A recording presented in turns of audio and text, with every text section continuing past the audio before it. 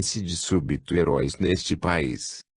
Não devemos reivindicar pedestais nos panteões terrenos por executarmos bem aquilo que é nossa obrigação fazer. O que esperar dos médicos servidores dos hospitais públicos se não outra coisa que estejam em seus postos e tratem os pacientes com dignidade? Dos funcionários públicos, almeja-se que não abracem a corrupção nas suas funções. Dos senadores, deputados, vereadores, governadores, prefeitos, que trabalhem em nome da população. Segundo estatísticas oficiais, o Brasil é um dos países campeões mundiais em corrupção, fazendo associação a determinados países africanos diminutos. Que tipo de cobiça descomedida e estúpida está na base da deficiência de caráter capaz de olvidar todos os escrúpulos para com consciência e arremessar-se tão sagazmente no erário do Estado? Urge sacralizar o bem público, pois todos nós somos responsáveis por ele. Se assim o fizermos, não há por que nos alarmar. Assombro, como diz Rafaela, é chegarmos a ponto de tratar o correto como excepcional, como se a regra fosse prevaricar, omitir, corromper, não fazer. É urgente a invalidação do padrão de improbidade. É imperiosa a quebra de valores invertidos, com o banho de ética, com a recuperação da honestidade. Não só com os homens públicos, porque a corrupção é uma via de mão dupla. Quem se corrompe não se perverte sozinho, mas através de alguém. São caminhos que estão muito contaminados em todos os lugares, nos partidos políticos, na sociedade como um todo, que precisam, verdadeiramente, ser mexidos ou recuperados. O calão jeitinho brasileiro, ou levar vantagem a despeito de tudo e de todos, irrompe-se como um desígnio institucionalizado, que se potencializa e se generaliza no contexto da organização social. Não sou o primeiro, o único, ou último a divulgar esse cortejo de vícios, contudo a mídia, frequentemente, anuncia e expõe tais fatos, francamente abomináveis e com grande repercussão negativa.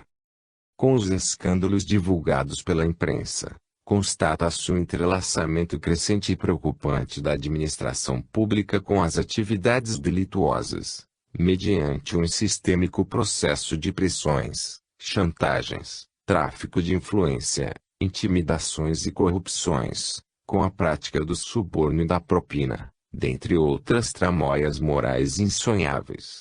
A decomposição moral na política, na polícia, na justiça, na administração pública, na educação, nas diversões públicas, na família, na economia, no âmbito do direito, nos medicamentos, nos discursos, argumentos pseudocientíficos, nas instituições religiosas. Se quisermos viver um cenário social harmônico, devemos nos empenhar para promover uma reforma ética generalizada. É imprescindível a adoção de novos hábitos. Basta de procurar levar vantagem, de fugir dos próprios deveres. Vamos, definitivamente, dar um chega pra lá nas mentiras, nas fraudes e na sonegação fiscal. Que se restabeleçam os valores da ética cristã e que se revitalize o mundo da honestidade. A violência urbana é reflexo natural dos que administram dos gabinetes luxuosos e desviam os valores que pertencem ao povo. A impunidade ensombra a justiça e instiga novos desmandos. A massa, em geral, se espelha nos personagens eminentes da vida pública e procura, nas ressonâncias no comportamento destes, as próprias justificativas para seus deslizes deliberados. Na condição de espíritas cristãos sabemos que, para a concepção da República da Ética Cristã, será necessária uma renovação mental e comportamental, já em curso por força das circunstâncias, mas que pode ser acelerada pela disseminação dos saberes que valorizam a honestidade, a dignidade da vida humana, a natureza e principalmente a nossa realidade espiritual. Quanto aos pervertidos morais, só carecem inspirar nossa mais intensa comiseração. Certamente não têm plena consciência do equívoco que cometem. se soubessem das consequências, ainda que com grande chance de escapar da justiça terrena, obviamente não terão análogo fadário em analogia à justiça divina, agiriam de forma inversa. Até porque, invariavelmente, na atual ou na próxima encarnação, e notadamente no intervalo entre as existências físicas, erraticidade, enfrentarão as árduas consequências de seus atos delinquentes. Pena de morte, uma suprema irracionalidade humana. Dentre os escritos do Velho Testamento, encontramos a seguinte passagem: o que ferir qualquer dos seus compatriotas, assim como fez, assim se lhe fará a ele, quebradura por quebradura, olho por olho, dente por dente. Qual for o mal que tiver feito, tal será o que há de sofrer. Disposições punitivas em flagrante contradição com a ordenação maior do mesmo Velho Testamento no Decálogo: não matarás. A imprensa noticiou que o governo cubano anunciou, recentemente, que todos os prisioneiros condenados à morte no país terão suas penas revistas, exceto alguns poucos condenados por terrorismo. A deliberação de comutar a pena dos condenados à morte, segundo o governo de Havana, não foi tomada por conta da pressão internacional, mas por razões humanitárias. Porém, lamentavelmente, a pena capital continuará existindo em Cuba. No Brasil, pesquisas indicam que a maioria dos brasileiros é favorável à implantação da pena de morte. Na condição de espírita, temos convicção de que o argumento das pesquisas não é legítimo. Até porque, o respeito pelos direitos humanos nunca deve depender da opinião pública, sujeita a muitas instabilidades. E, mais ainda, a experiência tem mostrado que a pena de morte tem sido aplicada, nos países que a adotam, contra as minorias sociais e contra os pobres, aos quais sempre se associa a imagem da violência. Segundo Chico Xavier, a pena deveria ser de educação. A pessoa deveria ser condenada, mas, a ler livros, a se educar, a se internar em colégios, ainda que seja, vamos dizer, por ordem policial. O estado de Nova Jersey, EUA, tornou-se o primeiro estado americano a abolir a pena de morte por decisão legislativa, desde que a Corte Suprema do país restituiu a prática, em 1976. Houve 53 execuções em 2006 no EUA, menor número em 10 anos. Durante a Idade Média, muitos pensadores foram excomungados pela Igreja e, com o aval ou o silêncio do monarca, condenados à morte. Com a chegada do século XIX e o advento dos filósofos iluministas, o movimento contra a pena de morte conheceu um período de franco apogeu. Portugal foi o país pioneiro na abolição dessa execrável instituição, em 1852 para os crimes políticos, e em 1867 para os crimes civis. Paulatinamente, muitos países seguiram a trilha dos compatriotas ibéricos, abraçando essa conquista dos direitos humanos sobre a barbárie, tornando-se abolicionistas. Porém, com o eclodir das duas grandes guerras mundiais no século XX, holocaustos e revoluções, fundamentalismos e purgas, a tendência começou a se inverter, infelizmente. No Brasil, esta pena foi abolida para os crimes comuns em 1979. Mas, a pena capital foi largamente utilizada e aplicada no país até a segunda metade do século XIX. Sobre a pena de morte, a aprovação definitiva, pela Assembleia Geral da ONU, formada por 192 Estados-membros, teve 99 votos a favor, 52 contra, 33 abstenções e 08 ausências. A resolução abre caminho para a abolição da pena de morte e a proteção dos direitos humanos no mundo. Lamentavelmente, 99 países ainda continuam a matar legitimamente, ou seja, mais da metade. A pena de morte dita limpa, herdeira da guilhotina da Revolução Francesa, faz parte do rol de costumes que, hoje, todos os verdadeiramente civilizados tendem a considerar bárbaros. Nos países islâmicos as execuções continuam a ser públicas. No Iraque, as famílias dos condenados são obrigadas a pagar o custo de execução, tal como na China, onde a conta dos projéteis, balas, é enviada para a casa do condenado. Na Arábia Saudita, Catar, Iêmen e Emirados Árabes Unidos, os condenados têm o sádico privilégio de serem decapitados com uma cimitarra de prata. 2000 anos passados após a mensagem consoladora e educativa do Cristo, ele próprio vítima dessa nefasta instituição, continua se assassinando. Nera do espírito, da informação e da conquista do espaço, a persistência neste arcaico expediente, consistindo em dar aos Estados o direito de levar a termo a sua própria vingança, é, no mínimo, degradante e ignorante, demonstrando a falta de ética e evolução desses povos. Allan Kardec indagou aos espíritos se desaparecerá, algum dia, da legislação humana, a pena de morte. Os benfeitores responderam que incontestavelmente, desaparecerá, e a sua supressão assinalará um progresso da humanidade. Quando os homens estiverem mais esclarecidos, a pena de morte será completamente abolida da terra. Não mais precisarão os homens de ser julgados pelos homens. Na pergunta 761 de O Livro dos Espíritos, acerca do tema, questionando se o homem tem o direito de matar, eliminando, assim, da sociedade, um membro perigoso, os espíritos superiores respondem: há outros meios de ele, o homem, se preservar do perigo, que não matando.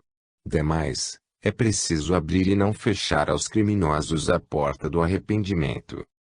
Com a pena de morte, julga o homem, na sua ignorância das leis da vida espiritual e da reencarnação, ter solucionado o problema social da violência. O que acontece é bem diferente, pois o condenado irá forçado para o plano espiritual, mas voltará, inevitavelmente, à Terra, para prosseguir o seu plano de crescimento espiritual. Quando assumimos, segundo os melhores juristas do mundo, a posição de juízes, e decretamos a pena de morte, demonstramos o nosso ódio e o nosso fracasso. Matar criminosos não resolve, eles não morrem. Eliminar o corpo físico não significa transformar as tendências do homem criminoso. Seus corpos descerão à sepultura, mas, eles, espíritos imortais, surgirão vivos e ativos, pesando, negativamente, no ar que respiramos. O criminoso executado ganha o benefício da invisibilidade e passa a assediar pessoas com tendência à criminalidade, ampliando-a, causam estragos no psiquismo humano, na medida em que as pessoas se mostrem vulneráveis, psiquicamente, à sua influência. Ouçamos a admoestação do Espírito Emmanuel: desterrai, em definitivo, a espada e o cutelo, o garrote e a forca, a guilhotina e o fuzil, a cadeira elétrica e a câmara de gás dos quadros de vossa penologia, e oremos, todos juntos, suplicando a Deus nos inspire paciência e misericórdia, uns para com os outros, porque, ainda hoje, em todos os nossos julgamentos, será possível ouvir, no adito da consciência, o aviso celestial do nosso Divino Mestre: condenado à morte sem culpa, quem estiver sem pecado, atire a primeira pedra.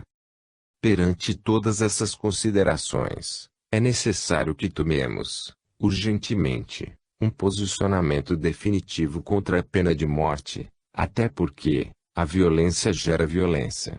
A educação, a instrução religiosa, aliada à fé raciocinada, garantem a solução para os problemas sociais. Recorrer às práticas primitivas é, no mínimo, retroceder no tempo, e já deveriam fazer parte apenas do arquivo da história da humanidade. Os pais são responsáveis pelo desenvolvimento dos valores dos filhos. Atualmente paira sobre as famílias modernas uma grave ameaça em torno da cultura do prazer. O instituto familiar necessita de grande choque de modelo e, sobretudo, de muito apoio religioso para alcançar seu equilíbrio moral. Infelizmente, Muitos pais querem que os filhos tenham prazer sem responsabilidade. Sobre isso, o psiquiatra Issam Itiba afirma: as drogas são maneiras fáceis de conseguir prazer. O jovem não precisa fazer nada, apenas ingeri-la. Os filhos estão sendo educados para que usem drogas. Os pais têm oferecido tudo aos filhos sem exigir responsabilidade em troca, sem exigir que eles mantenham uma disciplina moral. Os pais são responsáveis pelo desenvolvimento dos valores dos filhos e não devem apostar na escola para exercer essa tarefa. Para Sami, as crianças viraram batatas quentes, os pais as jogam na mão dos professores, os professores devolvem aos pais. O psiquiatra reafirma que um pai de verdade é aquele que aplica em casa a cidadania familiar. Ou seja, ninguém em casa pode fazer aquilo que não se pode fazer na sociedade. É preciso impor a obrigação de que o filho faça isso. De start, cria-se a noção de que ele tem que participar da vida comunitária. Os pais precisam fazer com que os filhos entendam que eles têm que cumprir sua parte para usufruir as benesses do amor. Os pais precisam exigir mais. O exigir é muito mais acompanhar os limites daquilo que o filho é capaz de fazer. Para Issam Itiba, se você quer educar, seja educado. E ser educado não é falar licença e obrigado.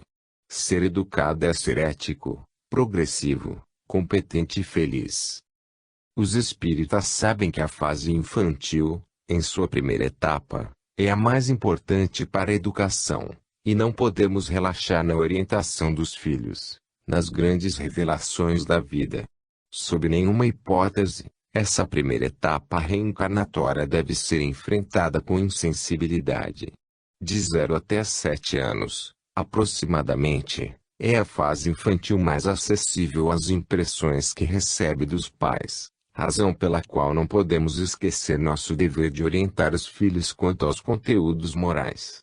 O pretexto de que a criança deve desenvolver-se com a máxima noção de liberdade pode dar ensejo a graves perigos.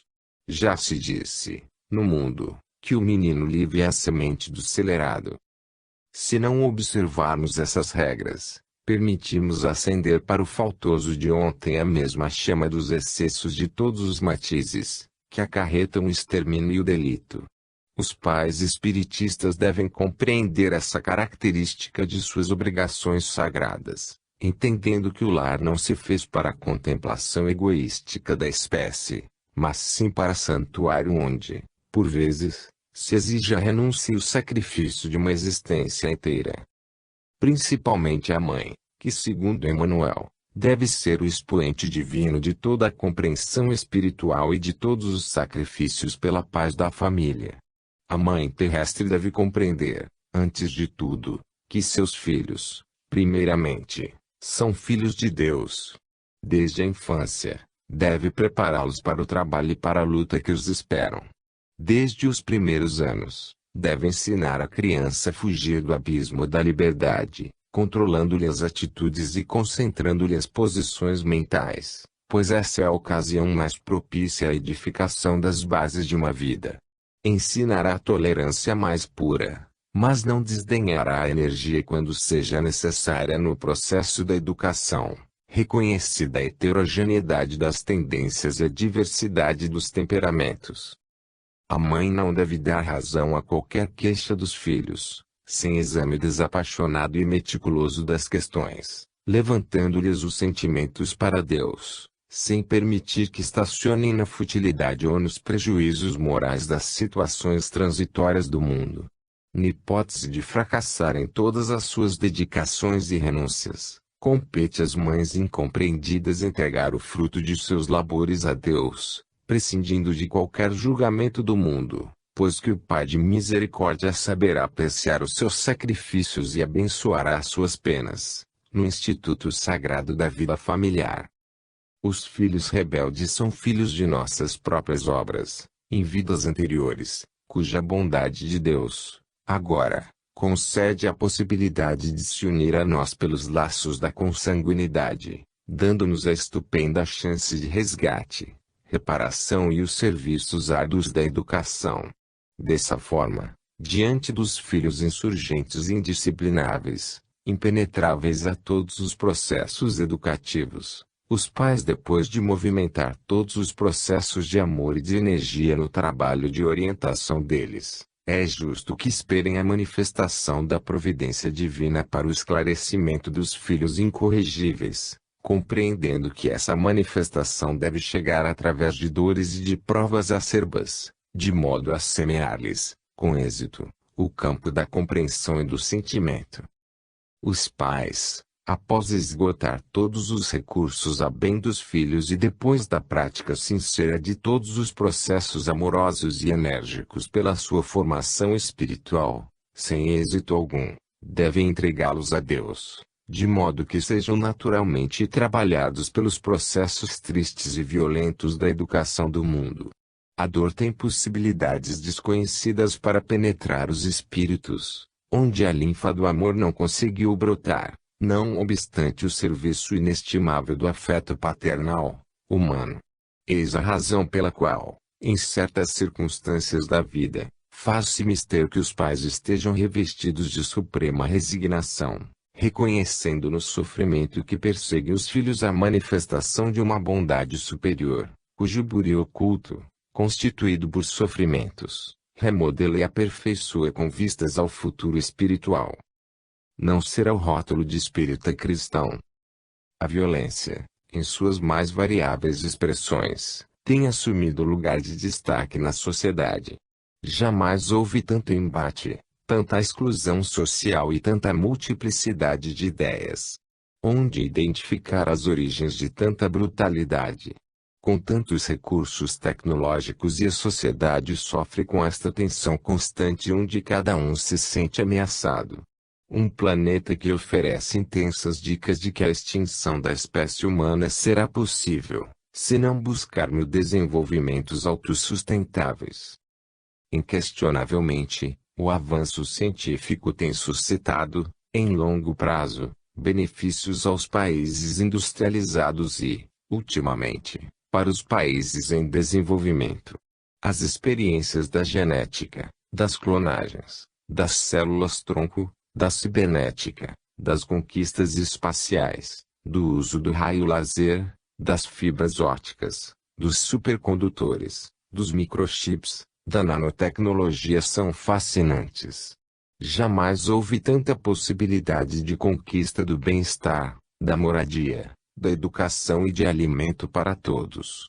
Nada obstante, nunca existiram tantos cidadãos desabrigados, sem teto, famintos e, sobretudo, desprovidos de educação. Notamos, pois, os paradoxos da hegemonia tecnológica, ao mesmo tempo em que somos abatidos diante da fome, da dengue hemorrágica, da febre amarela, da tuberculose, da AIDS e de todos os tipos de drogas.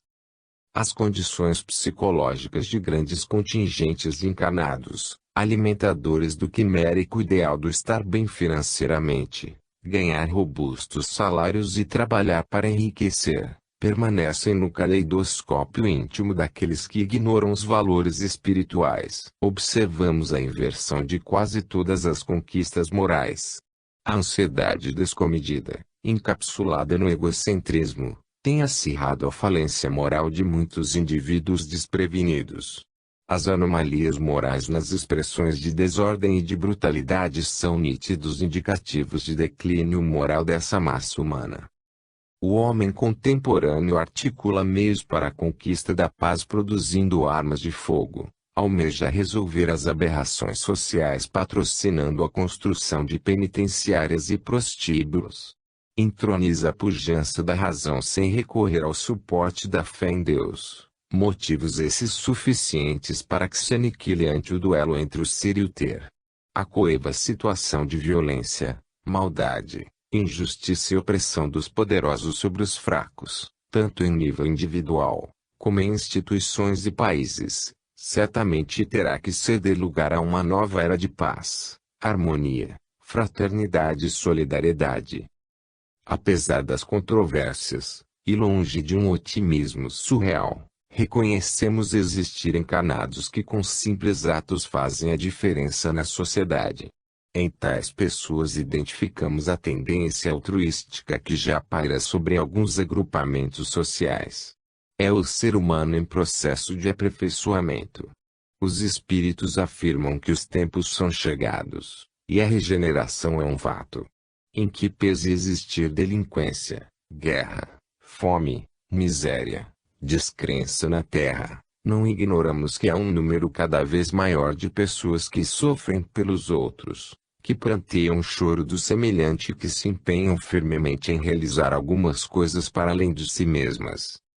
Lamentavelmente as reportagens, os documentários, os telejornais, as mídias enfim, não destacam, ou raramente dão espaço para noticiar as práticas desses abnegados cristãos.